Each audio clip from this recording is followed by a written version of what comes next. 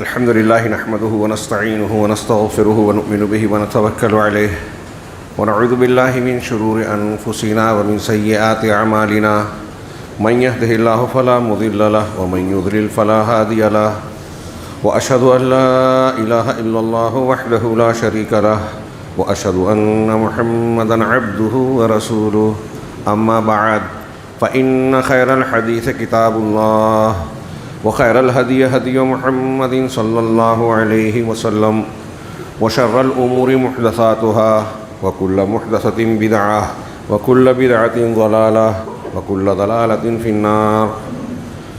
أعوذ بالله من الشيطان الرجيم. بسم الله الرحمن الرحيم. إن الله وملائكته يصلون على النبي يا أيها الذين آمنوا صلوا عليه وسلموا تسليما.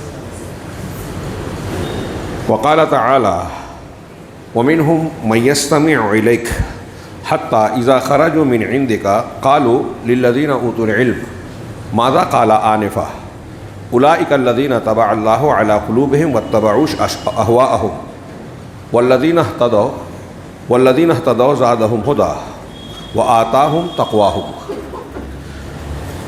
محترم حاضرین، آج کا دن اور تاریخ ہم ہندوستانی ماحول میں جو خبریں سن رہے ہیں، اپیلیں آ رہی ہیں، خاص طور سے مسلم پرسنل لا بورڈ مسلمانوں کے قائدین کی جانب سے، اس اعتبار سے حکومت کی جانب سے جو وقف ترمیمی بل پیش کیا گیا، اس پر اپنے احتجاج درج کرانے کی آخری تاریخ ہے کہ اس مجوزہ قانون میں مسلمانوں کی املاک اور اوقاف کے تعلق سے بدنیتی اور حکومت کی دخل اندازی کا ارادہ بالکل صاف ظاہر ہے،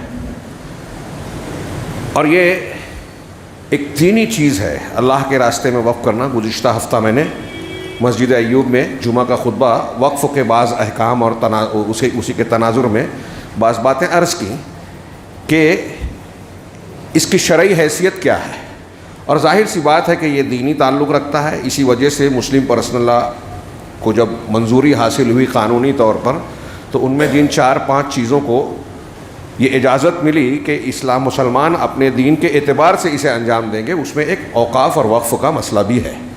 چنانچہ آج کی آخری تاریخ ہے کہ احتجاج درج کرایا جائے، اس مجوزہ بل اور قانون کی سے نامنظوری کا اظہار کیا جائے، ناپسندیدگی کا اظہار کیا جائے، اور اس میں دخل اندازی کو روکا جائے. ہر کوشش مسلمان کو اس سلسلے میں کرنی چاہیے جو ہم کر سکتے ہیں. ایک بات، اس کے علاوہ ملک کے منظرنامے میں سیاسی حالات جو کروٹ لے رہے ہیں، موجودہ حکومت کے جو معاملات اس کو پیش آ رہے ہیں، اس تناظر میں لوگ بیان کر رہے ہیں اور ہم دیکھ رہے ہیں کہ ملک کے گوشے گوشے میں مسلمانوں کے خلاف پھر سے فرقہ وارانہ، جانبدارانہ، فرقہ وارانہ کوششیں تیز ہو چکی ہیں. پہلے ہی سے بلڈوزر چل رہے تھے، انکاؤنٹر ہو رہے تھے، گرفتاریاں ہو رہی تھی، اور مختلف قسم کے قوانین بنانے کا معاملہ درج ہو ہی رہا تھا. اب کہیں مسجد کا گھیراؤ ہو رہا ہے، کہیں پہلے کے سلسلے کو دراز کرتے ہوئے ہجومی تشدد کا معاملہ ہو رہا ہے، کہیں جلوس اور جلسے، خاص طور سے یہ گنپتی اور عید میلاد کے تناظر میں کئی جگہوں سے خبریں ہیں کہ فساد ہو گیا، فساد ہونے کے بعد مسلمانوں ہی کی گرفتاریاں ہو رہی ہیں، جیسا کہ ہوتا رہا ہے. مختلف علاقوں سے یہ خبریں مسلسل آ رہی ہیں. ایسے میں مسلمان سراپا احتجاج ہے، پہلے بھی تھا. وقف قانون بل ہو یا فسادات ہوں یا مسلمانوں کی مخالفت کا کوئی بھی معاملہ ہو، اس میں جہاں قانونی اعتبار سے ملک میں آئینی طور پر جو حقوق حاصل ہیں، اس اعتبار سے اپنے حقوق کے حصول کی کوشش کرنا ٹھیک ہے، یہ ایک ضرورت ہے اور کرنا چاہیے، یہ ایک حصہ ہے. لیکن مسلمانوں کو کبھی نہیں بھولنا چاہیے، ہمیں اور آپ کو کبھی نہیں بھولنا چاہیے کہ ہماری قوت و طاقت کا راز صرف یہ نہیں ہے کہ ہم وقتی طور سے اس قسم کے مظاہرات کریں، مخالفتیں کریں. ہماری اصل قوت کیا ہے، تحفظ کا سامان کیا ہے. اللہ اور رسول صلی اللہ علیہ وسلم نے ہمیں جو تحفظ کی اصل بنیاد دی، مضبوط قلعہ دیا، ہم اسے فراموش کر دیں، اسے اختیار نہ کریں اور دنیا کی کوششیں کر ڈالیں، کوئی فائدہ نہیں ہوگا، یہ طے ہے۔ اور پورا عالم اسلام اور اس کے حالات اس کے گواہ ہیں۔ ہماری قوت اور اس کی بنیاد کیا ہے؟ اللہ تبارک و تعالیٰ کے دین، اس کے نازل کیے ہوئے قرآن اور اس کی شریعت کو گلے لگا لینا، جناب محمد رسول اللہ صلی اللہ علیہ وسلم کی تعلیمات کو اپنے عقیدے میں، علم میں، عمل میں اختیار کرنا اور اسی دعوت دینا جہاں تک طاقت و قوت ہو، اس کی مخالف چیزوں کو سے اپنے دامن کو، اپنے سماج کو، اپنے گھر کو بچانے کی پوری کوشش کرنا۔ یہ سیدھی سادی بات میں نے اپنے الفاظ میں کہی۔ قرآن و حدیث کے تناظر میں اب اس پر لمبی چوڑی گفتگو کی جا سکتی ہے، سال بھر کی جا سکتی ہے، لیکن اس نسخے کو ہم اور آپ یا مسلمانوں کی اکثریت آج ماننے کو تیار ہی نہیں ہے۔ میں نے جیسا کہ کہا کہ قوت کا راز ہے قرآن و حدیث کی اتباع میں، توحید اور اتباع سنت میں، صحابہ کرام رضی اللہ عنہم کے منہج اور طریقے کو اختیار کرنے میں، لیکن ہم سب کر رہے ہیں، یہی نہیں کرتے۔ ابھی ربیع الاول کا مہینہ شروع ہے، غالباً آج ربیع الاول کی 9 تاریخ ہے، جو بعض علماء کے مطابق جناب محمد رسول اللہ صلی اللہ علیہ وسلم کی ولادت کا دن ہے، 9 تاریخ۔ بعض 12 بھی کہتے ہیں اور بعض کہتے ہیں ربیع الاول کے علاوہ دوسری تاریخوں میں۔ ہمارے یہاں مشہور ہے کہ 12 ربیع الاول کو ولادت بھی ہوئی، وفات بھی ہوئی، اور اس دن کی مناسبت سے جو معاملہ کیا جاتا ہے ہمارے ہاں، عید میلاد منائی جاتی ہے۔ کیا یہ جناب محمد رسول اللہ صلی اللہ علیہ وسلم پر ایمان کی، آپ سے محبت کی علامت ہے؟ کیا اس کی شریعت میں گنجائش ہے؟ یہ ایک معاملہ ہی نہیں، یہ ایک چیز اور زندگی کے سارے معاملات کو دیکھ لیجئے۔ آپ شرک کریں، بدعت کریں، خرافات کریں اور یہ امید لگا کر بیٹھے ہیں کہ آپ کی اوقاف محفوظ رہیں گے۔ ارے آپ کے اوقاف چھوڑیے، آپ کا گھر محفوظ نہیں ہے، بلڈوزر کبھی بھی چل سکتا ہے، صرف یو پی ایم پی میں نہیں، آپ کے گھر بھی چل سکتا ہے، آپ بھی گرفتار ہو سکتے ہیں، زمین میں دھنس سکتے ہیں، سیلاب آ سکتا ہے۔ کب؟ جب اللہ آپ سے ناراض ہوگا، جب اللہ رب العالمین کی بارگاہ میں ہم اور آپ اپنے آپ کو اللہ کی مدد، نصرت اور حفاظت کا مستحق نہیں بناتے، تو یہ کبھی بھی کسی کے بھی ساتھ ہو سکتا ہے۔ اللہ کو کوئی پرواہ نہیں ہے کہ ہم اپنے آپ کو چاہے مسلمان کہیں لیکن شرک اور بدعت کر رہے ہیں، اللہ کو کوئی پرواہ۔ ہماری درگتی، تنزلی انحطاط اور ذلت کا سب سے بڑا سبب شرک اور بدعت ہے۔ یہ 2 چیزیں صاف ہو جائیں نا تو دوسری کچھ خطائیں، غلطیاں بھی ہوگی تو میں سمجھتا ہوں، عقیدہ رکھتا ہوں کہ اللہ رب العالمین درگزر فرمائے گا۔ لیکن اسی کو ماننے کے لیے ہم تیار نہیں ہیں قرآن و حدیث کی بنیادی تعلیمات کو۔ ہر ایک اپنے اپنے مسلک کو پکڑ کر بیٹھا ہوا ہے۔ قرآن حدیث اللہ کے رسول سے محبت کا دعویٰ تو کرتا ہے، رسول اللہ صلی اللہ علیہ وسلم کی بات ماننے کو تیار نہیں ہے۔ ربیع الاول کے مہینے میں جناب محمد رسول اللہ صلی اللہ علیہ وسلم کی ولادت و وفات کے حوالے سے آپ کا تذکرہ ہونا بہت اچھی بات ہے۔ آپ کی سیرت کی طرف متوجہ ہونا چاہیے، پڑھنا چاہیے، اور یہ تو ایک مہینے یا مخصوص ایام کی بات نہیں ہے، ایک مسلمان کے لیے لازم اور فرض ہے، اللہ کے رسول صلی اللہ علیہ وسلم کے حقوق کا حصہ ہے کہ سیرت رسول کا باقاعدہ مطالعہ کرتا رہے، اہل علم سے اس بارے میں اپنی تفصیل جانتا رہے۔ جناب محمد رسول اللہ صلی اللہ علیہ وسلم کی رسالت، آپ کی حقانیت، آپ کے اخلاق کی جامعیت، آپ کی تاثیر، آپ کی تعلیمات کے نتائج، اس کو پوری طریقے سے اسٹڈی کرتا رہے۔ ہماری زندگی کے ایک ایک گوشے سے، زندگی کے ہر حال میں ہمیں اس کی ضرورت ہے، ہمارے ایک ایک گوشے سے اس کا تعلق ہے۔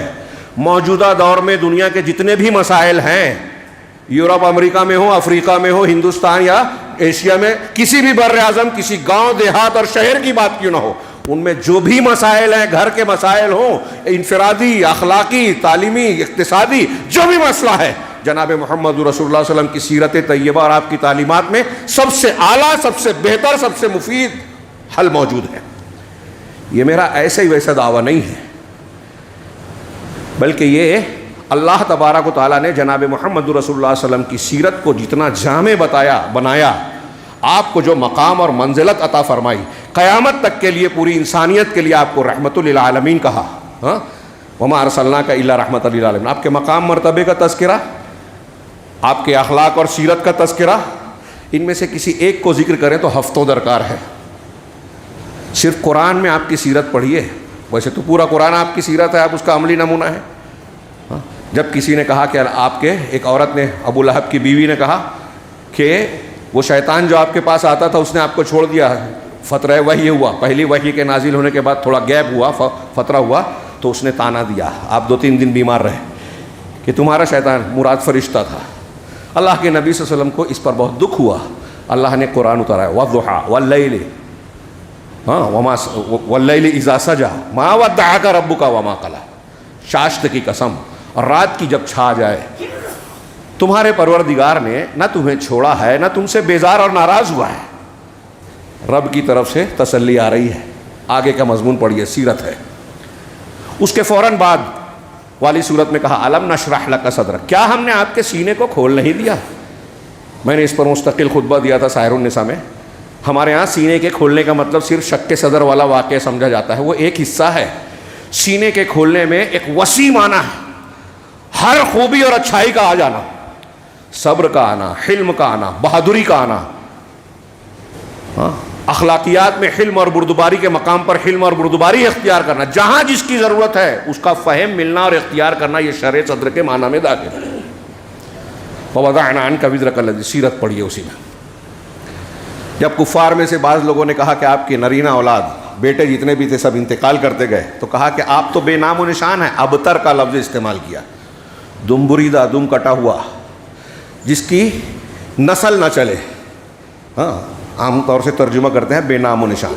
اللہ کے نبی صلی اللہ علیہ وسلم کے بارے میں کہا کہ آپ بے نام و نشان ہیں، آپ کی نسل نہیں چلے گی، اس پر بھی دکھ ہوا۔ اللہ نے قرآن اتارا انا اعطیناک الکوثر، بے نام و نشان کی بات کر رہے ہیں، ہم نے تو آپ کو الکوثر دیا، حوض کوثر اور خیر کثیر، دو تفسیروں کے مطابق۔ اتنی خیر، اتنی خصوصیات کے زندگی موت کے بعد آپ کی اطاعت کو اللہ نے اپنی اطاعت قرار دی، وَمَن يُطِعِ الرَّسُولَ فَقَدْ أَطَاعَ اللَّهَ، آپ کی نافرمانی کو اللہ نے اپنی نافرمانی قرار دیا۔ آپ کی اطاعت کرنے پر کہا کہ جو إِن تُطِيعُوهُ تَهْتَدُوا، اگر اللہ کے رسول کی اطاعت کرو گے تو ہدایت پا جاؤ گے۔ رسول کی اطاعت میں اجر و ثواب ہے، رسول کی اطاعت میں گناہوں کی بخشش ہے، رسول کی اطاعت کرو گے، اتباع کرو گے تو اللہ کی محبت ملے گی۔ قُلْ إِن كُنتُمْ تُحِبُّونَ اللَّهَ فَاتَّبِعُونِي يُحْبِبْكُمُ اللَّهُ وَيَغْفِرْ لَكُمْ ذُنُوبَكُمْ، اللہ بھی محبت کرے گا اتباع رسول پر، اور بخشش بھی کرے گا، گناہوں کو معاف بھی کرے گا۔ یہ اتباع کا مقام ہے، رسول کا مقام ہے۔ آپ کی مخالفت اللہ کی مخالفت ہے، آپ کی نافرمانی عذاب کو دعوت دینا ہے۔ فَلْيَحْذَرِ الَّذِينَ يُخَالِفُونَ عَنْ أَمْرِهِ أَن تُصِيبَهُمْ فِتْنَةٌ أَوْ يُصِيبَهُمْ عَذَابٌ أَلِيمٌ، جو لوگ اللہ کے رسول کے حکم کی، سنتوں کی مخالفت کرتے ہیں، وہ اس بات سے ڈریں، ہوشیار رہیں کہ انہیں فتنہ پکڑ لے یا دردناک عذاب، ان کے گھر پر بلڈوزر چلے یا وہ گرفتار کر لیے جائیں۔ ڈرنا چاہیے رسول کی مخالفت کریں گے تو۔ اب عید میلاد النبی منانے والے رسول کی موافقت تو ہرگز نہیں کر رہے ہیں۔ نبی کریم صلی اللہ علیہ وسلم کے تعلق سے ایک مومن کا موقف کیا ہوتا ہے اور کیا ہونا چاہیے، سمجھ میں نہیں آتا کہ مختصر سے وقت میں کس پہلو سے گفتگو کروں۔ ایک چھوٹی سی ایک تفصیل میں جائے بغیر مثال لیجیے کہ نبی کریم صلی اللہ علیہ وسلم کی جب بعثت ہوئی اور آپ نے اپنے آپ کو نبی بنا کر پیش کیا، بنا کر کے اللہ نے بنایا تھا، آپ نے اعلان کیا، دعوت دی، تو پھر اس کے بعد لوگوں کا موقف اور رد عمل کیا آیا؟ جب آپ نے کوہ صفا سے اعلان کیا، دعوت دی، پہلے اہل مکہ سے یہ حامی بھروائی کہ اگر میں کہوں کہ اس پہاڑی کے پیچھے ایک لشکر تم پر حملہ آور ہوا چاہتا ہے، میری بات مانو گے؟ تو تمام لوگوں نے بیک زبان جواب دیا کہ ما جربنا علیک کذبا، ہم نے آپ پر جھوٹ کا تجربہ کبھی نہیں کیا، آپ نے ہمیشہ سچ بولا، آپ صادق ہیں، امین ہیں۔ کلیئر؟ اپنی بات پیش کرنے سے پہلے اپنی حیثیت کو منوا لیا، یہ ایک داعی کو کرنا چاہیے، اپنا کردار اور امانتداری کو منوائے کہ میں جھوٹ نہیں بول سکتا۔ جب آپ نے اس کے بعد دعوت پیش کی انی لکم النذیر العریان، اور پھر اس کے بعد کہا لا الہ الا اللہ کہو، کامیاب ہو جاؤ گے، عرب و عجم کے مالک بن جاؤ گے، تو سارے لوگ تو چلے گئے، لیکن آپ کا چچا ابو لہب، سگا چچا، اس سے پہلے بھی اللہ کے رسول صلی اللہ علیہ وسلم نے جب اہل خانہ کی، اپنے خاندان کے لوگوں کو جمع کر کے ان کی تبلیغ کی تھی، وَأَنذِرْ عَشِيرَتَكَ الْأَقْرَبِينَ کی آیت کے نازل ہونے کے بعد، اور سب خاندان کے لوگوں کو دعوت دی تھی، تو اس دعوت میں بھی ابو لہب نے اکیلے مخالفت کی، اور ابو طالب اور دوسرے لوگوں سے کہا کہ انہیں سمجھائیے، روکیے، ہمارے معبودوں اور ہمارے قوم کے چلے آ رہے مذہب کی مخالفت نہ کریں. یہاں بھی انہوں نے برسر عام کہا, اس نے ابو لہب نے, تبا لکا سائر الیوم الہذا جمعتنا, کہ ارے تیرے لیے پورے دن کی تباہی ہو, کیا اس کے لیے تو نے ہمیں جمع کیا؟ کس سے کہہ رہے ہیں؟ جناب محمد رسول اللہ. کون کہہ رہا ہے؟ چچا, سگا چچا, جن کے بارے میں کہتے ہیں ہمارے یہاں عید میلاد منانے والے بھونڈے انداز میں یہ دلیل دیتے ہیں کہ ابو لہب کو بھی جب آپ کی ولادت کی خبر ملی تو اپنی لونڈی کو آزاد کر دیا. کمال ہے. ابو لہب کی سنت پر آپ عمل کر رہے ہیں. کس کو مان رہے ہیں, کس کو پیش کر رہے ہیں آپ؟ کیا یہ آپ کے لیے نمونہ ہے؟ اللہ تعالیٰ نے آپ کو اسوہ بنایا ہے اسے. اللہ نے اس کے بارے میں کیا کہا جب اس نے یہ رد عمل کیا کہ تیرے لیے تباہی ہو؟ تو اللہ رب العالمین نے اس کی مذمت میں قرآن نازل کیا جو قیامت تک پڑھا جا رہا ہے, پڑھا جائے گا. تبت یدا ابی لہب و تب. کون تھا؟ سگا چچا. اس پر بھی مستقل تعلیم حاصل کیجئے کہ رشتہ داری اور تعلق سے کچھ نہیں ہوتا. آپ کسی بھی خاندان کے ہو, نبی کا سگا چچا تھا, لیکن نبی کی مخالفت کی اس نے اور اس کی بیوی نے. اللہ رب العالمین نے اپنا کلام نازل کر دیا. رشتے پیوند نہیں چلتے. اللہ کے رسول صلی اللہ علیہ وسلم پر ایمان لانا اور آپ کی اطاعت اور دین کو ماننا, یہ بنیاد ہے کامیابی کی. اور آپ کی مخالفت کرے کوئی گستاخ رسول ہے تو ابو لہب کا حصہ اس کو مل کر رہے گا. ہمارے یہاں گستاخی رسول کا معاملہ آزمایا جاتا ہے مسلمانوں کو تکلیف پہنچانے کے لیے, جانتے ہیں. اور یہ ان کے مذہب کی تعلیم ہے, جو کرتے ہیں ان کے لوگ دفاع کرتے ہیں. دھمکی دی جا رہی ہے. یہ مسلمانوں کے خلاف سیاسی ماحول کو گرمانے کے لیے یہ بھی کہا گیا کہ مسجد میں گھس کے ماریں گے. اس کی گرفتاری نہیں ہے, اس سے بہت ہلکا بیان کوئی مسلمان دے. ابھی دیکھیے ہمارے کا کلیم صدیقی صاحب, اور ان کو مجرم قرار دے دیا گیا. کیا دعوت دینے کے الزام لگایا کہ زبردستی مذہب تبدیل کرواتے تھے. کیا آج کوئی مسلمان زبردستی کسی غیر مسلم سے کچھ کروا سکتا ہے؟ یہ کنڈیشن ہے. سمجھ میں آتی ہے بات؟ انہوں نے مذہب کی تعلیم کو تبلیغ کرنے کی کوشش کی, جیل میں عمر قید کی سزا. یہاں گھس کر مارنے کی بات ہو رہی ہے, کھلے طور سے اللہ کے رسول کی شان میں گستاخی ہو رہی ہے. اگر ایک لیڈر نے دوسرے لیڈر پر کچھ کہا, سابق میں کسی سے کہا, تو اس کو ہتک عزت کا مقدمہ, اپوزیشن لیڈر پر 20 مقدمات ہیں, وہاں ہتک عزت کا مقدمہ. اللہ کے رسول صلی اللہ علیہ وسلم کی شان میں گستاخی ہو, کوئی مقدمہ نہ بنے. اسلامی حکومت میں ایسے آدمی کو قتل کیا جائے گا, توبہ کرنے کے باوجود مارا جائے گا. اسلامی حکومت نہیں ہے, یہ ایک الگ بحث ہے. ہاں, لیکن میں عرض کر رہا تھا کہ اللہ تبارک و تعالیٰ نے ایک شخص ابو لہب جو چچا تھا اس کے تعلق سے کیا کہا. رسول کی مخالفت کرنے کا یہ نتیجہ, یہ انجام, گستاخ رسول. ابو لہب, اس کی بیوی بھی جو ہے ستاتی تھی, کانٹے بچھاتی تھی.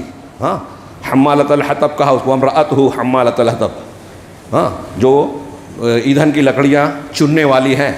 ہاں, اور تو کہا جہنم میں بھی اس کا ساتھ دے گی, اور جس طرح دنیا میں اس کی مدد کر رہی ہے رسول کی مخالفت میں, جہنم میں ایندھن میں لا کے اس کے اوپر وہ جو ہے ایسی ایندھن کی لکڑیاں ڈالے گی.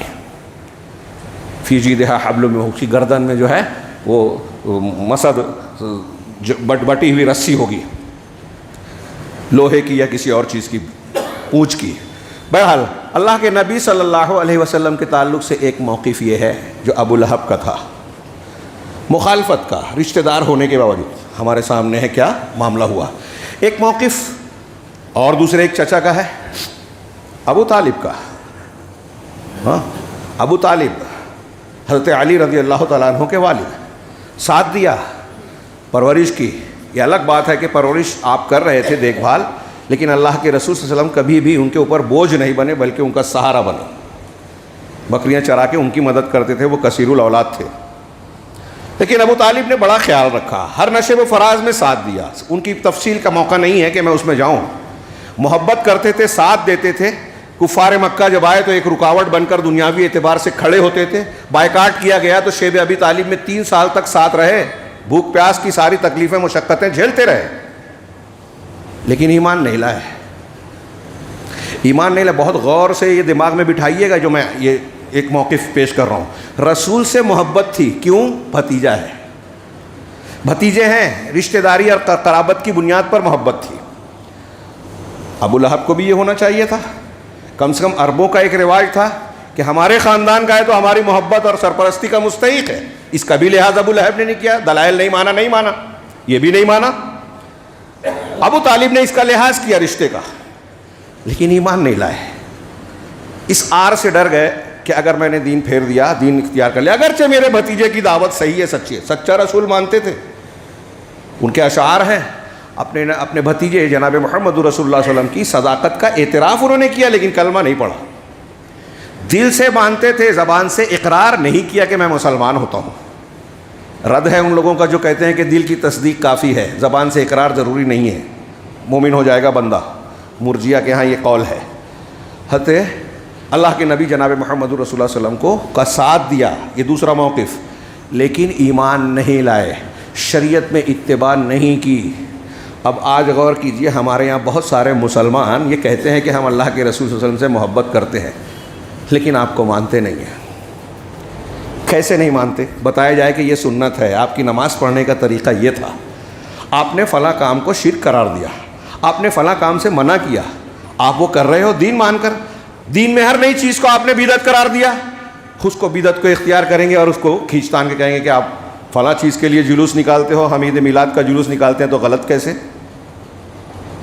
تو آپ اور فلاں کے عمل سے آپ دلیل دے رہے ہو شریعت کی. رسول اللہ صلی اللہ علیہ وسلم نے کہا کہ ہر وہ عمل جس پر ہمارا حکم نہیں ہے وہ رد ہے, مردود ہے, قبول نہیں ہے. من عمل عملا لیس علیہ امرنا فہو رد. یہ بالکل صاف تعلیم ہے. ہر جمعہ میں آپ کہتے تھے ہر نئی چیز بدعت, ہر بدعت گمراہی دین میں. آپ کہہ رہے ہو کہ وہ گمراہی نہیں ہے, ہدایت ہے, تو نبی کی مخالفت کر رہے ہو, تو محبت کر رہے ہو, اطاعت نہیں کر رہے ہو. ہم اور آپ کہاں ہیں بتائیے؟ ہم اللہ کے رسول سے کتنی محبت کرتے ہیں اور کتنی اطاعت کرتے ہیں. ابو طالب کا ایک دوسرا موقف ہے کہ محبت ہے, اطاعت نہیں ہے, محبت ہے, ایمان نہیں ہے. کام نہیں آیا. رشتے اور تعلق کی بنیاد پر ان کو اتنا فائدہ ملے گا کہ جہنمیوں میں کفار میں ہلکا عذاب ہوگا. بخاری مسلم کی مختلف حدیثوں میں یہ مضمون ہے کہ جہنم کا سب سے ہلکا عذاب اس شخص کو ہوگا جس کے پیروں کے نیچے آگ کے 2 انگارے یا 2 جوتیاں پہنائی جائے گی, جس سے اس کے دماغ کی ہڈیاں کھولے گی. وہ سمجھے گا کہ یہ سب سے سخت عذاب ہے جہنم کا, حالانکہ وہ سب سے ہلکا ہوگا. اور روایت میں کہ یہ ابو طالب کو ہوگا. جہنم کے اتلے کنارے پر, ندی کے کنارے جو ایڑیوں تک پانی ہوتا ہے, ٹخنوں تک, اس کو ضحضاح کہتے ہیں.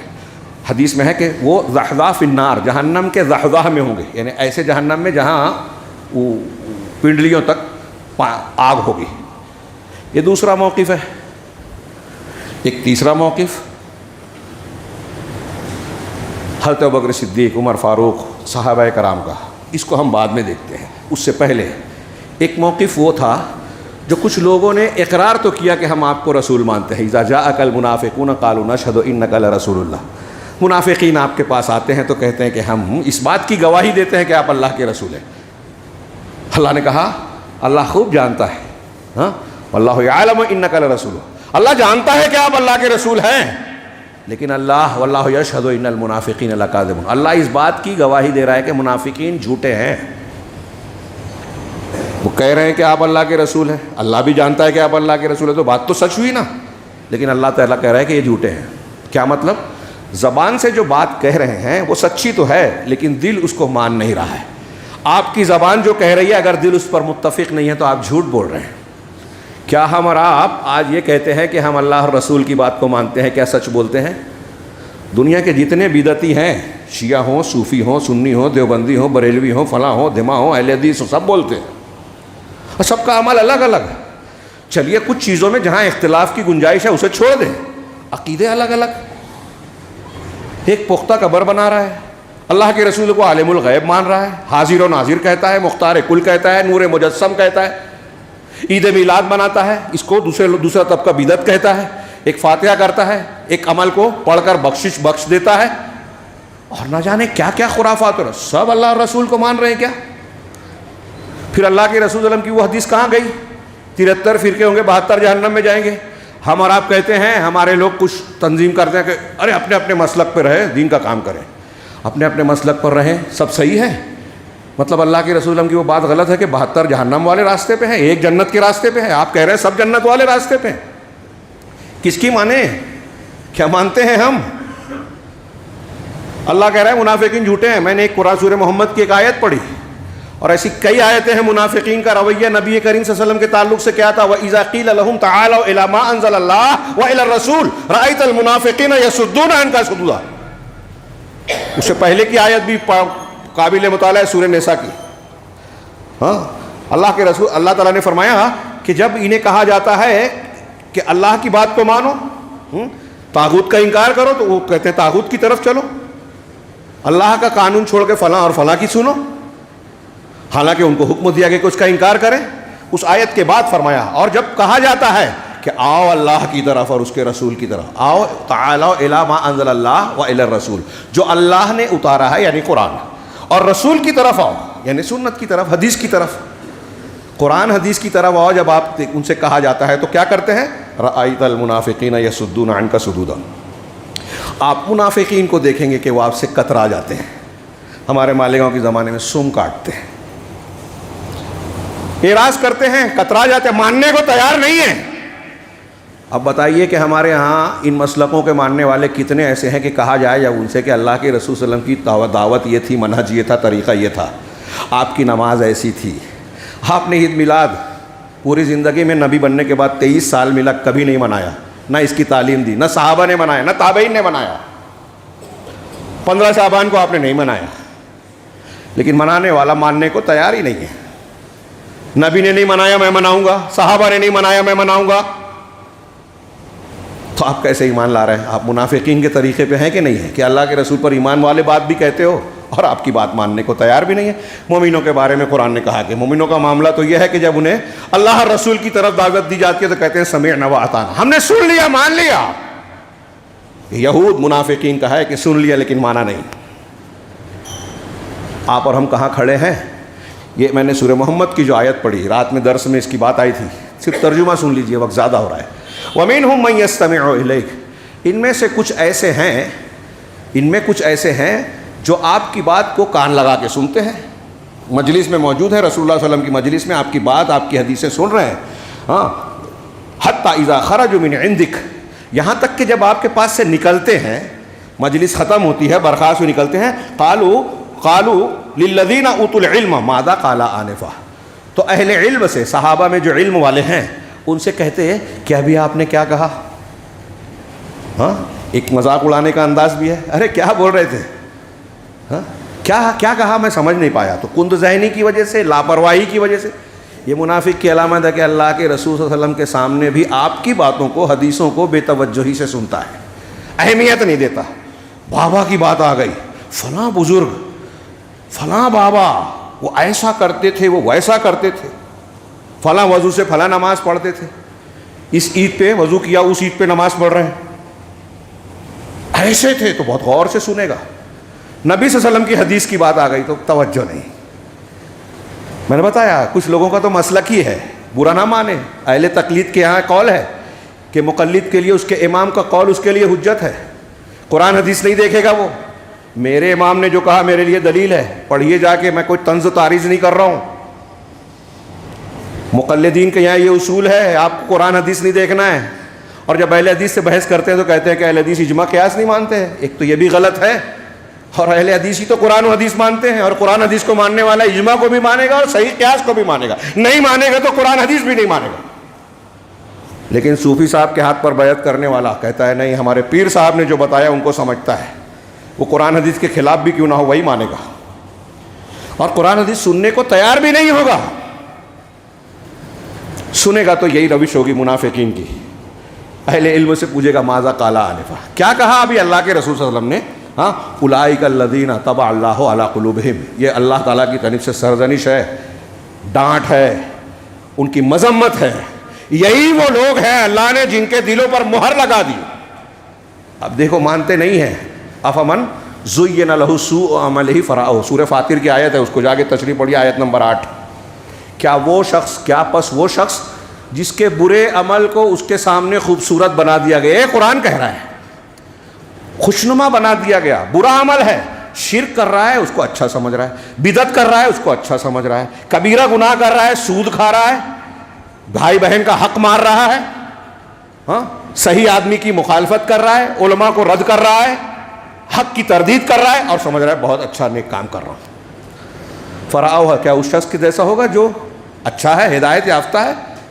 قرآن کہہ رہا ہے یہ شیطان ذریعہ بنتا ہے کہ ہم برا عمل کر رہے ہیں، عید میلاد منا رہے ہیں، محفل میلاد منعقد کی جا رہی ہے، بدعت و خرافات کر رہے ہیں، لیکن سمجھ رہے ہیں دین کا کام کر رہے ہیں، رسول سے محبت کا اظہار کر رہے ہیں صلی اللہ علیہ وسلم. رسول کی مخالفت، رسول کے دین کی مخالفت، رسول کے ساتھ جفا، ظلم اور زیادتی کر رہے ہیں وہ لوگ جو بدعت کرتے ہیں اور سمجھتے ہیں کہ ہم محبت کر رہے ہیں. اللہ تعالیٰ کہہ رہا ہے کہ یہ جو حدیثیں سن کے انسونی کرتے ہیں، توجہ نہیں دیتے، اعتراض کرتے ہیں، سوال اٹھاتے ہیں، چوں چرا کہہ کے رد کرتے ہیں، اللہ نے ان کے دلوں پر مہر لگا دی. اب صحیح بات نہیں مانیں گے، گھسے گی نہیں ان کے دل و دماغ میں. ہاں، وَاتَّبَعُوا أَهْوَاءَهُمْ، اور انہوں نے اپنی خواہشات کی پیروی کی. یہ بدعتی ہیں، اہل اہوا ہیں، یہ نبی سے محبت کرنے والے نہیں ہیں. یہ اللہ کا فرمان ہے. جو رسول کی بات کو توجہ سے نہیں سن رہا ہے، سمجھتا نہیں ہے، سمجھنا چاہتا نہیں ہے، حدیثوں کو نہیں پڑھ رہا ہے. رات میں نے درس میں بتایا کہ ایک طرف لوگ کہتے ہیں قرآن حدیث کو بنیاد مانتے ہیں، اور آپ کو اس وقت روئے زمین پر اہل الحدیث کے طبقے کے علاوہ کوئی نہیں ملے گا جو خالص قرآن و حدیث کو پڑھانے سمجھانے کی دعوت دیتا ہو. یا تو کچھ لوگ منع کرتے ہیں قرآن حدیث کو ڈائریکٹ مت پڑھو، منائی کرتے ہیں، پیر صاحب جو کہہ رہے ہیں، ہمارا مسلک جو کہہ رہا ہے وہ مانو. کچھ لوگ پڑھنے کی دعوت دیتے ہیں تو اپنے خاص فکر کو پڑھنے کی، کہ قرآن کا شعوری مطالعہ ہمارے بانی مذہب کی بنیاد پر، تفہیم پڑھیے، تدبر پڑھیے، یہ پڑھیے، جو ہمارے بانی نے سمجھا تھا ویسے قرآن سمجھو. جو صحابہ نے سمجھا تھا وہ کوئی نہیں کہتا سوائے اہل حدیث کے. بہت کھل کے کہہ رہا ہوں، اشارے کنائے میں لوگوں کو سمجھ میں نہیں آتا. اور یہ حق ہے، کسی پر طنز و تعریض نہیں ہے. ہمیں اور اپنے آپ کو بچانا ہے. امت مسلمہ کے مسائل کا حقیقی اخلاص کے ساتھ ہمیں درد اگر ہے، ہم چاہتے ہیں مسلمان سدھریں، مسلمانوں کی حفاظت ہو، دشمن ناکام ہو، تو دشمنوں سے بچنے اور دشمنوں پر حاوی ہونے کی سب سے بڑی بنیاد کتاب و سنت کی اتباع ہے، توحید کا قلعہ ہے. اگر اس سے آپ باہر نکلے تو کچھ بھی کر لے، بچیں گے نہیں. یہ طے ہے، قرآن حدیث کا فرمان ہے. اللہ نے آگے فرمایا کہ جو لوگ ہدایت یافتہ ہے، اللہ ان کی ہدایت میں زیادتی کرتا ہے اور ان کو ان کا تقویٰ دیتا ہے. یہ تیسرا موقف میں نے بتایا منافقین کا. وقت زیادہ ہو رہا ہے، ایک دو آیت اور پیش کرنا چاہتا تھا کہ منافقین کی روش کیا تھی. رسول کے سامنے سنتے تھے، ظاہر کرتے تھے کہ ہم رسول کو مانتے ہیں، لیکن مانتے نہیں. جہاں تنہائی ہوئی، مخالفت. ہاں، میں چاہتا تھا سورہ بقرہ کی ابتدا اس پر انشاءاللہ مستقل خطبہ دیں گے، جس کے بارے میں آگے کا اولئک الذین اشتروا الضلالۃ بالہدی. یہ وہ لوگ ہیں جنہوں نے ہدایت کے مقابلے میں گمراہی کو خرید لیا.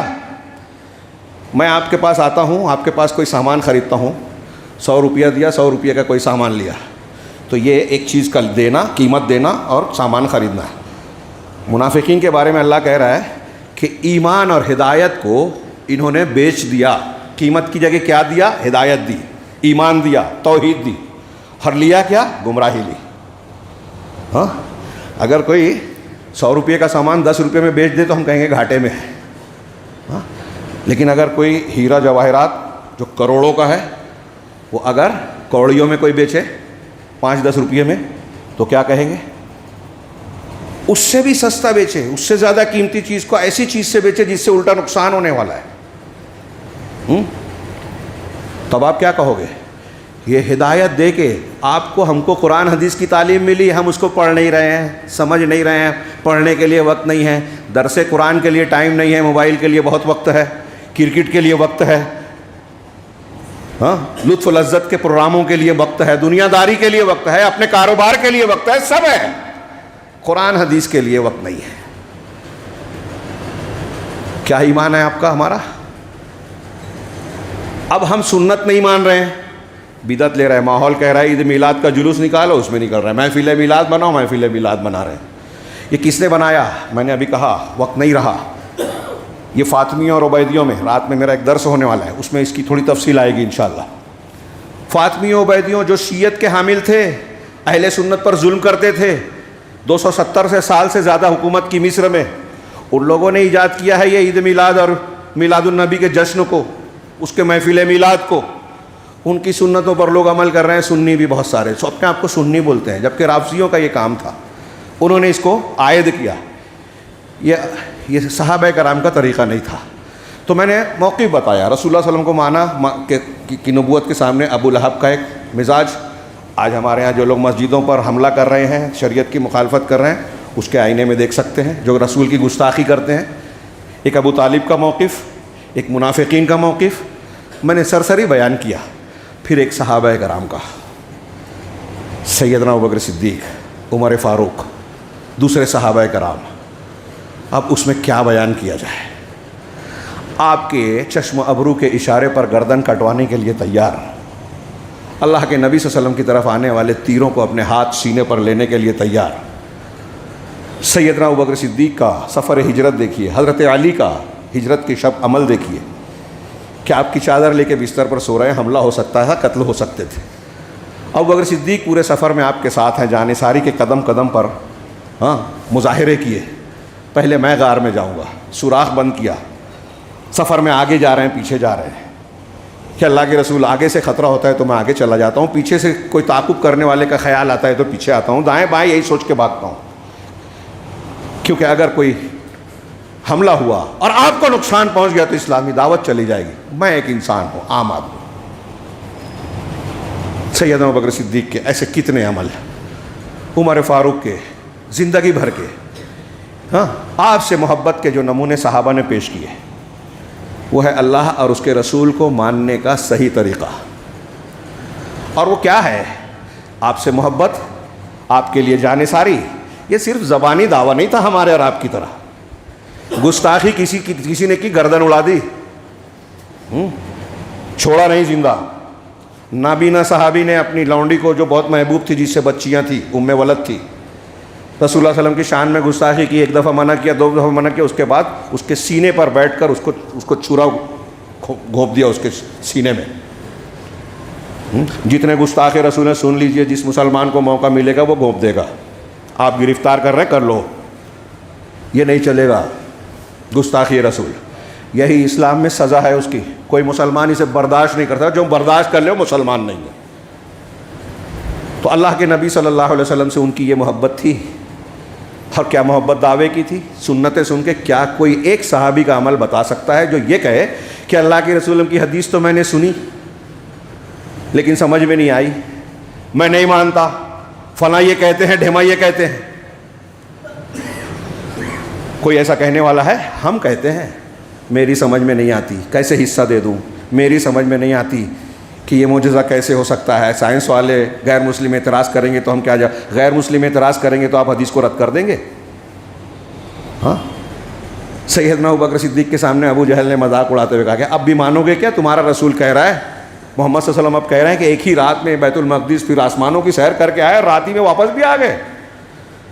رابی کون تھا؟ ابو جہل تھا، جھوٹا کافر۔ ابوبکر صدیق نے کہا، اور اس کے ساتھی اور بھی تھے، کہ اگر محمد صلی اللہ علیہ وسلم نے کہا ہے تو میں مانتا ہوں، اس سے بڑی بڑی باتیں مانی ہیں۔ وہ بخاری کی حدیث پڑھیے، اللہ کے رسول نے کہا کہ ایک زمانہ آئے گا، یہ صحابہ کا موقف بیان کر رہا ہوں، ہم رسول کو ویسا مانتے ہیں کیا؟ آج منکرین حدیث، مسلک کو ماننے والے، پیر مریدی ماننے والے رسول کو نہیں مانتے، جس طرح صحابہ مانتے تھے ویسے۔ ابوبکر صدیق، اللہ کے رسول صلی اللہ علیہ وسلم فرماتے ہیں کہ ایک زمانہ آئے گا کہ ایک آدمی گائے پر سواری کرے گا، وہ پلٹ کر کہے گی کہ میں اس کے لیے پیدا نہیں کی گئی ہوں، مجھے سواری کے لیے نہیں بنایا گیا ہے، ہل کھیت اور اس کے لیے بنایا گیا ہے۔ لوگوں نے کہا اللہ اکبر، کیا ایک گائے گا بات کرے گی؟ اللہ کے نبی صلی اللہ علیہ وسلم نے کہا کہ میں اس پر ایمان رکھتا ہوں، کیونکہ اللہ نے بتایا نا، میں اس پر ایمان رکھتا ہوں، ابو بکر اس پر ایمان رکھتے ہیں، عمر اس پر ایمان رکھتے ہیں۔ حضرت ابوبکر صدیق اور عمر فاروق وہاں موجود نہیں تھے، آپ نے پہلی بار بیان کیا، لیکن آپ کو یہ ایمان تھا، آپ کو یہ یقین تھا کہ ابوبکر صدیق، عمر فاروق میری بات اگر میں بیان کی تو مانیں گے۔ ایسا مومن ہوتا ہے کہ میں اس کو مانتا ہوں، ابوبکر عمر مانتے ہیں۔ اسی میں یہ بھی ہے کہ ایک چرواہا بھیڑیے سے اپنی بکریوں کو بچائے گا، ہاں، تو بھیڑیا بھاگتے ہوئے کہے گا کہ آج تو نے بچا لیا، اس دن کیا ہوگا جب کوئی چرواہا نہیں ہوگا، سارے انسان ختم ہو جائیں گے، تو کیسے بچائے گا؟ تو اللہ کے نبی صلی اللہ علیہ وسلم کہہ رہے ہیں کہ وہ مانتے ہیں جیسے میں ایمان رکھتا ہوں، بکر اور عمر بھی مانتے ہیں۔ یہ ایک مومن کا طریقہ ہوتا ہے کہ اللہ نے اور رسول نے کہہ دیا۔ اب ہمارے یہاں لوگ اعتراض، یہ حدیث سمجھ میں نہیں آتی، یہ کیسے ہو سکتا ہے، سائنس والے اعتراض کریں گے، قرآن سے یہ ٹکرا رہی ہے۔ آپ کی عقل شعور ہے ہی نہیں، قرآن سمجھتا ہی نہیں اور کہتے ہو قرآن سے ٹکرا رہی ہے۔ جو لوگ قرآن حدیث کو جانتے ہیں ان سے پوچھئے ٹکراتی ہے یا نہیں ٹکراتی۔ ہر علم کے ماہر ہوتے ہیں، قرآن حدیث میں کوئی بھی کھڑا ہو کے کچھ بھی بول دے وے۔ یہ ایک طرف آپ کی اتباع، آپ کا جو سنت کا ملنے کے بعد قرآن حدیث کو میں صحابہ کا موقف بتا رہا ہوں۔ حضرت علی کہتے ہیں کہ اگر دین کی بنیاد رائے پر ہوتی، وقت کم ہے اس لیے جلدی جلدی 2-3 مثال اختصار کے ساتھ، دین کی بنیاد عقل پر ہوتی تو موزے پر مسح کرنا نچلے حصہ زیادہ بہتر تھا اوپری حصے سے۔ یعنی عقل یہ کہتی ہے کہ موزے پر دھول دھپا نیچے لگتا ہے، تو اب وضو کے بعد مسح جب کیا جائے گا تو نیچے کرنا چاہیے، یہ عقل کہتی ہے۔ لیکن رسول اللہ صلی اللہ علیہ وسلم کی سنت اوپر کی ہے، اس لیے ہم سنت پر عمل کریں گے۔ حضرت علی کیا کہہ رہے ہیں؟ یعنی عقل میں جو سمجھ میں آئے، اگر حدیث کے خلاف ہماری عقل ہے تو حدیث کو مانو، عقل چھوڑو، کیونکہ آپ کی سمجھ اور ہماری سمجھ کم ہے، ادھوری ہے، ناقص ہے۔ کتنے لوگ ہیں آج باقاعدہ مسلمانوں میں ایسے مسلک بن گئے عقلیت پسندی، اور آج تحریکی لوگ جدید دور کے معتزلی ہیں، بہت سی حدیثوں کا انکار کرتے ہیں۔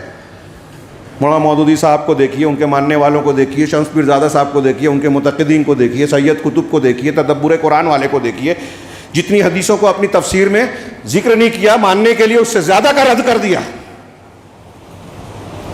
اس کے باوجود قرآن حدیث کو ماننے والے صحابہ کے طریقے پہ نہیں ہے یہ۔ صحابہ کے طریقے پہ مانیے، بچنا ہے اپنے آپ کو، دنیا میں بھی اور آخرت میں بھی بچانا ہے، اس کے سوا کوئی دوسرا راستہ نہیں ہے۔ آپ کہیں یہ اختلافی مسئلہ ہے، بولیے، لیکن اس کے بغیر نہیں ہے۔ آپ کو لگتا ہے اختلافی مسئلہ ہے، لیکن اس مسئلے کے بغیر آپ جنت میں جا ہی نہیں سکتے کہ صراط مستقیم، غلط راستوں سے بچ کر صحیح راستے پہ چلے بغیر۔ یہی تو امتحان ہے دنیا میں، اور آپ اس امتحان میں ناکامیابی کا راستہ اختیار کر رہے ہیں۔ حضرت علی کی یہ بات بتائی۔ حضرت عمر کا قول جو میں اکثر پیش کرتا ہوں عقیدے کے باب میں، کہ ہمیں وہی عقیدہ اختیار کرنا ہے جو قرآن حدیث نے بتایا۔ صحیح بخاری میں حضرت عمر کا یہ قول، حجر اسود کو بوسہ دیتے ہوئے کہا، یا حجر انی اعلم انک حجر، پتھر ہے، پتھر میں جانتا ہوں تو ایک پتھر ہے، لا تضر ولا تنفع، نہ نقصان پہنچا سکتا ہے نہ نفع، ولولا انی رأیت رسول اللہ صلی اللہ علیہ وسلم یقبلک ما قبلتک، اگر میں نے اللہ کے رسول صلی اللہ علیہ وسلم کو تجھے بوسہ دیتے ہوئے نہیں دیکھتا تو کبھی بوسہ نہیں دیتا۔ کتنی پیاری زبردست بات ہے۔ اب کوئی مقام ابراہیم پر بوسہ دے رہا ہے، کوئی رکن یمانی کو چوم رہا ہے، کوئی حتیم کی دیواروں کو چوم رہا ہے، کوئی پیر صاحب کی پیشانی یا ہاتھ اور کسی کوئی پیر کو چوم رہا ہے۔ نہیں چومیں گے ہم کسی چیز کو جب تک اللہ کے رسول صلی اللہ علیہ وسلم نہ بتائیں۔ حضرت عمر نے یہی کہا کہ حجر اسود کو بھی بوسہ اس لیے نہیں دے رہے ہیں کہ حجر اسود میں نفع نقصان کی طاقت ہے۔ کوئی غیر مسلم یہ کہے، ابھی مجھ سے ایک سفر نے پوچھا کہ بھائی مکہ میں بھی تو لوگ شیو لنگ کی پوجا کرتے ہیں، یہ غلط فہمی پھیلا کے رکھی ہے، ہم کسی پتھر کی پوجا نہیں کرتے، جس کو چومتے ہیں اس کو بھی نفع نقصان کا مالک نہیں سمجھتے۔ کوئی چیز مقدس وہ ہے جس کو اللہ اور رسول نے مقدس بنایا، ان کے اندر کوئی طاقت نہیں ہے۔ حجر اسود کو چومتے ہیں اس لیے کہ رسول نے چوما، اس لیے کسی ایسی چیز کو نہیں چومیں گے جس کو رسول نے نہیں چوما، رسول نے نہیں بتایا۔ آج کتنے لوگ کتنی چیزوں کو چوم رہے ہیں، کلپ دیکھیے تو حیرت ہوتی ہے، لوگ سجدے کر رہے ہیں اپنے پیر صاحبان کو، نعوذ باللہ من ذالک۔ بہرحال یہ اللہ کے نبی صلی اللہ علیہ وسلم کے تعلق سے صحابہ کا موقف۔ ایک اور روایت کی طرف اشارہ کروں، صرف سنن ابو داؤد کی صحیح حدیث ہے، نماز میں اللہ کے رسول صلی اللہ علیہ وسلم پڑھ رہے تھے نماز، جوتے بھی پہنے ہوئے تھے، بہت سے صحابہ نے بھی پہن رکھے تھے، یہ بھی سنت ہے۔ دوران نماز جبرائیل علیہ السلام نے آپ کو خبر دی کہ آپ کے جوتے میں گندگی لگی ہوئی ہے، آپ نے نماز کے دوران جوتا اتار کے الگ کر دیا۔ صحابہ کو یہ پتہ نہیں تھا کہ آپ نے کیوں الگ کیا، لیکن دیکھا کہ رسول اللہ صلی اللہ علیہ وسلم نے جوتا نکال دیا۔ آپ سب حدیث سن چکے ہیں، سارے صحابہ کرام نے نکال دیا۔ اس سے کیا معلوم ہوا؟ بعد میں آپ نے پوچھا، بتایا تو کہا کہ میں نے جوتا اس لیے نکالا کہ جبرائیل نے مجھے یہ خبر دی کہ میرے جوتے میں گندگی ہے۔ تم لوگوں نے کیوں نکالا؟ کہا آپ نے نکالا اس لیے نکالا، آپ نے برا نہیں کہا۔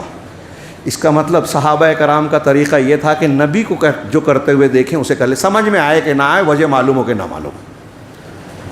یہ ہونا چاہیے ایک مسلمان کا طریقہ، صحابہ کا یہی مزاج تھا، نبی نے کیا ہم کریں گے، سمجھ میں آئے کہ نہیں آئے۔ کیا ہم اللہ کے نبی صلی اللہ علیہ وسلم کو اس طرح مانتے ہیں جیسے صحابہ مانتے تھے؟ اب یہاں ایک اور اشارہ کروں کہ جو ماننے والے صحابہ تھے ان کے اندر کچھ کہیں کہیں غلو کی خوبو آ گئی. یہ دینداروں کو بہکانے کا شیطان کا حربہ ہے کہ اگر آپ دیندار ہیں نا تو دینداری کے نام پر بہکائے گا. کئی واقعات ہیں. بعض صحابہ نے آ کے کہا کہ ہم چاہتے ہیں کہ خصی ہو جائیں, شادی کرنے کی ضرورت نہ پڑے, اللہ کے رسول نے منع کیا. بعض نے آپ کی عبادات کے بارے میں امہات المومنین سے پوچھا, حضرت عائشہ وغیرہ سے, تو ایک نے کہا کہ میں رات میں ہمیشہ نماز پڑھوں گا, ایک نے کہا کہ روزہ ہی رکھوں گا, کبھی بے روزہ نہیں رہوں گا, ایک نے کہا کہ شادی نہیں کروں گا. آپ حدیث سن چکے ہیں. یہ مبالغہ تھا عبادت میں, دینداری میں, اچھے کاموں کے لیے شدت اختیار کرنا, یہ مزاج تھا. اور ایسی کئی مثالیں ملے گی. نبی کریم صلی اللہ علیہ وسلم کو پتہ چلا تو آپ نے کہا کہ میں سوتا بھی ہوں, نمازیں بھی پڑھتا ہوں رات میں, روزہ بھی رکھتا ہوں, بے روزہ بھی رہتا ہوں, عورتوں سے شادی کی ہے, ان کے حقوق ادا کرتا ہوں. یہ میرا طریقہ ہے, سنت ہے. جو میرے طریقے پہ چلے گا وہ کامیاب ہے. میں تم میں سب سے زیادہ تقوی والا, سب سے زیادہ خشیت والا ہوں. اب میرے طریقے سے جو ہٹے گا اس کا مجھ سے تعلق نہیں ہے. فمن رغب عن سنتی فلیس منی. اللہ کے نبی صلی اللہ علیہ وسلم کو کچھ لوگوں نے غلو کے ساتھ خطاب کرنا چاہا, ماشاء اللہ و شئت, آپ نے فوراً روکا ٹوکا. ارے کیا تم نے مجھے اللہ کے برابر کر دیا؟ صرف اللہ جو چاہے وہ کہو. اللہ کے رسول صلی اللہ علیہ وسلم نے ہر وقت بار بار کہا, انتقال سے 5 دن پہلے کہا, انتقال سے پہلے بھی کہا کہ اللہ کی لعنت ہے یہود و نصارہ پر, انہوں نے اپنے انبیاء کی قبروں کو مسجد بنا لیا. میں اس سے منع کر رہا ہوں, انبیاء کی قبروں پر عبادت نہیں کی جائے گی. اپنے بارے میں غلو سے منع کیا وہ صحابہ جو آپ کی محبت میں آگے بڑھ کے کہا یا سیدنا یا خیرنا, اے ہمارے آقا, اے ہمارے خیر, سب سے بہتر انسان. حالانکہ یہ غلط نہیں تھا, لیکن آپ نے کہا کہ یہ مت کہو. جو پہلے کہہ رہے تھے وہ کہو, شیطان تم کو بہکا نہ دے وے. میں اس بات کو پسند نہیں کرتا کہ تم مجھ کو اس مقام سے اونچا اٹھاؤ جو اللہ نے مجھے دیا ہے. ایک طرف آپ کی محبت, آپ کا تقاضا, آپ کے حقوق جو قرآن حدیث نے بیان کیے, ایک یہ کہ آپ کے مقام کی حد آپ کو حد سے نہ بڑھایا جائے. میرے ہاتھ میں جو کاغذ ہے, ہاں, اس پر میں آ ہی نہیں سکا. اللہ کے نبی صلی اللہ علیہ وسلم کے ساتھ ہمارے اور آپ کے جو جفا کے طریقے ہیں, ظلم ہے, وہ کیا کیا ہیں جو آج ہم کر رہے ہیں. ہم سیرت نہیں پڑھتے, یہ ایک جفا ہے. اپنے بچوں کو سیرت نہیں پڑھاتے, فلمیں دکھا رہے ہیں, ٹی وی سیریل دکھا رہے ہیں, موبائل دے رہے ہیں, سیرت کی کتاب لاتے نہیں ہیں. ہم خود نہیں پڑھتے, بچوں کو پڑھائیں گے کیا؟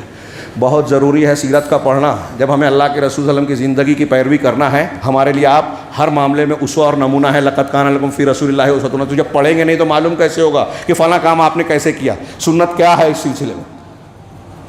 تو سیرت کو پڑھا جائے, آپ سے محبت کی جائے, دنیا کے تمام رشتوں سے زیادہ محبت. قل ان کنتم تحبون اللہ فاتبعونی لا یؤمن احدکم حتی اکون احب الیہ من والدہ وولدہ والناس اجمعین. تم میں سے کوئی شخص کامل مومن ہو ہی نہیں سکتا جب تک کہ اپنے ماں باپ اور اپنے بچوں سے زیادہ محبت نہ کرے.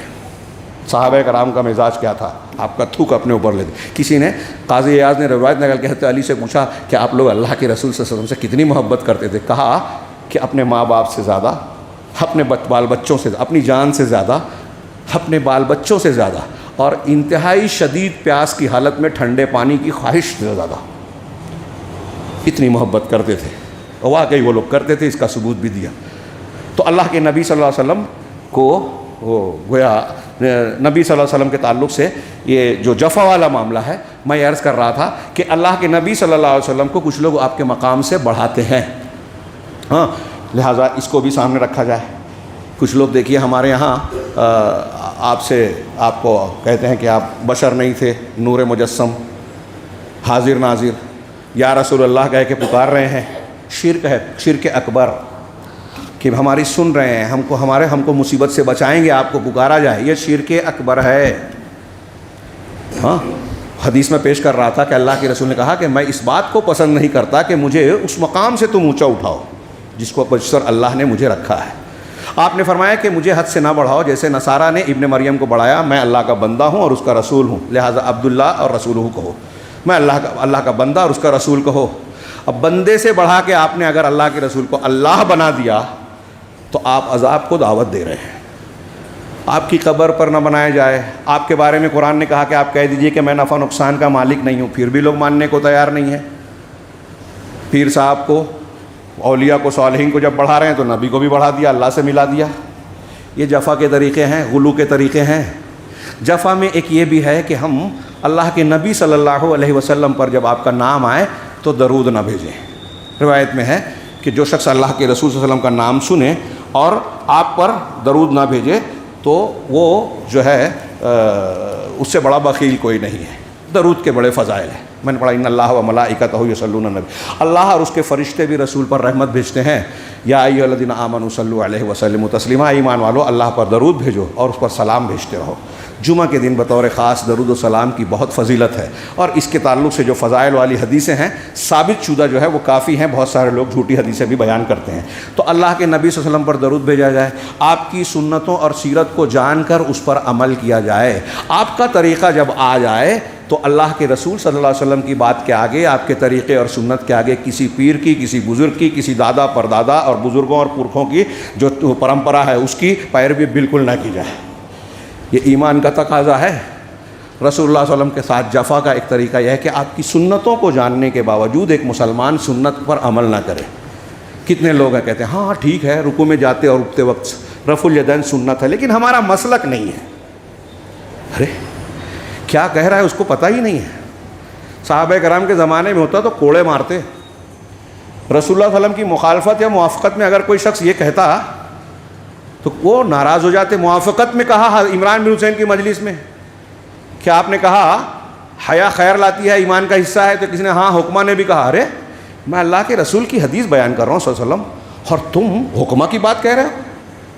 تم اس لائق ہو کہ قید میں رکھے جاؤ اور کوڑے مارے جاؤ۔ یہ نبی کا مقام ہے۔ صحابہ سمجھتے تھے کہ نبی کی بات کے سامنے تائید کے لیے بھی کسی کے بات پیش کرے تو نبی کی بے عزتی ہے۔ آپ مخالفت میں پیش کرتے ہو؟ مسلمان ہیں، کیسے ہو سکتا ہے وہ شخص مسلمان؟ کل ملا کے بات کا نتیجہ یہ ہے، موجودہ تناظر میں میں نے یہ باتیں کی ہیں 12 ربیع الاول اور 9 ربیع الاول کی مناسبت سے بھی، اور جو مسلمانوں کے موجودہ حالات ہیں اس مناسبت سے بھی۔ ہماری کامیابی اور نجات کا راستہ جناب محمد رسول اللہ صلی اللہ علیہ وسلم کی تعلیمات کو اختیار کرنے میں ہے۔ ہم آپ کی سیرت پڑھیں، آپ کی تعلیمات کو جانیں، آپ کا عقیدہ، آپ کے اعمال، آپ کے اخلاق، آپ کی عبادات، حلال حرام کی تعلیم جیسی ہے اپنی طاقت کے مطابق اسے قبول کریں۔ ہماری عقل میں آئے یا نہ آئے، لوگ اسے مانتے ہیں کہ نہیں مانتے ہیں، فلاں بزرگ اس کی مخالفت کرتے ہیں، فلاں کا مسلک اس کے الگ ہے، فلاں پیر صاحب یہ اس کے الگ تعلیم دیتے ہیں، ہمیں نہیں چلے گا۔ ہمیں اللہ نے حکم دیا ہے رسول کی اطاعت کرو، ان کی مخالفت پر عذاب آئے گا، کسی اور کی مخالفت آپ کریں گے عذاب نہیں آئے گا۔ کسی پیر کی نہ مانے، اللہ نے یہ نہیں کہا، لیکن رسول کی نہیں مانے تو اللہ نے کہا کہ عذاب آئے گا، اور مسلمانوں پر ہر طرف سے عذاب آ رہا ہے۔ اللہ سے دعا ہے کہ وہ ہمیں ہر قسم کے عذاب سے دنیا میں بھی بچائے اور آخرت میں بھی۔ اقول قولی ھذا واستغفر اللہ لی ولکم سائر المسلمین وصلی اللہ علی نبینا محمد۔ بارک اللہ لنا ولکم فی القرآن المجید ونفعنا وإیاکم بالآیات والذکر الحکیم انہ تعالی جواد کریم۔